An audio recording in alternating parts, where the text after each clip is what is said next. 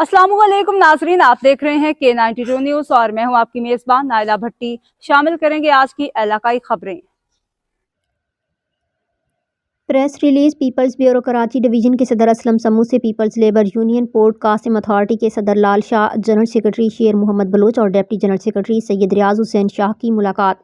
Peoples bureau Karachi division के सदर असलम समू से people's labour union port Qasim authority के सदर लाल शाह ने अपने वफद के हमरा मुलाकात की। इस मुलाकात का मकसद पोर्ट कासिम अथॉरिटी में हालिया रेफरेंडम के नताइज और उसके सियासी और समाजी असरात पर तफसीली तबादला ख्याल करना था। मुलाकात के दौरान पीपल्स लेबर यूनियन के वफद ने इस अज़्म का इजहार किया कि इस बार पोर्ट कासिम अथॉरिटी में होने वाले रेफरेंडम में इंशाअल्लाह भुट्टोइज़्म की जीत होगी और ये जीत बिलावल भुट्टो जरदारी के विजन की अक्कासी करेगी।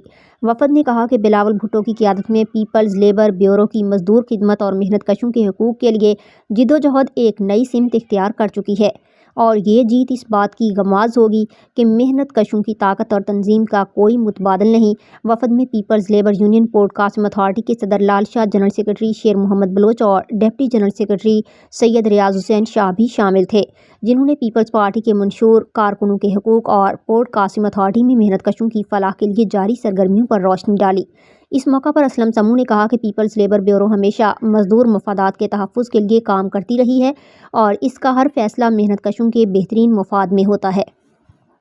उन्होंने मज़ीद कहा कि बिलावल भुट्टो जरदारी की क़ियादत में पार्टी ने जो विजन दिया है, इससे न सिर्फ मेहनत कश तबके की ज़िंदगी बेहतर होगी बल्कि पूरे मुल्क में सियासी और मुआशी इस्तेहकाम आएगा।